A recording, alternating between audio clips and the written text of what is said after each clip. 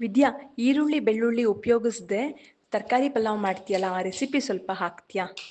ಆ ರೆಸಿಪಿನ ತುಂಬ ಸುಲಭ. ಅದು ಏನಿಲ್ಲ, ಕುಕ್ಕರಲ್ಲಿ 1-2 ಚಮಚ ಎಣ್ಣೆ ಹಾಕಿ 1-2 ಪಲಾವ್ ಎಲೆ ಹಾಕಿಬಿಟ್ಟು ನಂತರ ಸಣ್ಣಕ್ಕೆ ಹೆಚ್ಚಿರೋ ಒಂದು ಕ್ಯಾಪ್ಸಿಕಮ್ಮು ಜೊತೆಗೆ ತರಕಾರಿ ಎಲ್ಲ ಹಾಕಿ ಫ್ರೈ ಮಾಡಬೇಕು. ಇಲ್ಲಿ ನಾನು ಬೀನ್ಸು, ಕ್ಯಾರೆಟು, ಆಲೂಗಡ್ಡೆ ಹಾಕಿದ್ದೀನಿ.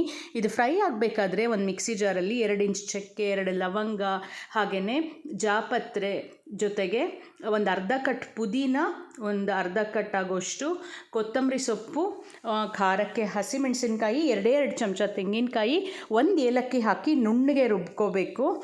ರುಬ್ಬಿರೋ ಮಸಾಲೆನ ಫ್ರೈ ಮಾಡಿರೋ ತರಕಾರಿಗೆ ಹಾಕಿಬಿಟ್ಟು 1-2 ನಿಮಿಷ ಮತ್ತೆ ಹುರಿದು ಅದಕ್ಕೆ 4 ಲೋಟ ನೀರು ಹಾಕಿ, ನೀರು ಕುದೀತಿರ್ಬೇಕಾದ್ರೆ ಉಪ್ಪು ಹಾಗೆ 2 ಲೋಟ ಒಂದು ಅರ್ಧ ಗಂಟೆ ನೆನೆಸಿರೋ ಅಕ್ಕಿನೂ ಹಾಕಿಬಿಟ್ಟು ಇದಕ್ಕೆ ಮತ್ತೆ 2-3 ಚಮಚ ನಿಂಬೆಹಣ್ಣಿನ ರಸ, 1 ಸ್ಪೂನ್ ತುಪ್ಪ ಹಾಕಿ ಚೆನ್ನಾಗಿ ಮಿಕ್ಸ್ ಮಾಡಿ ಕುಕ್ಕರಲ್ಲಿ 2 ವಿಷಲ್ ಕೂಗಿಸಿದ್ರೆ ಸಾಕು. ಸೂಪರಾಗಿರೋ ಪಲಾವ್ ರೆಡಿ ಆಗುತ್ತೆ. ಟ್ರೈ ಮಾಡಿ.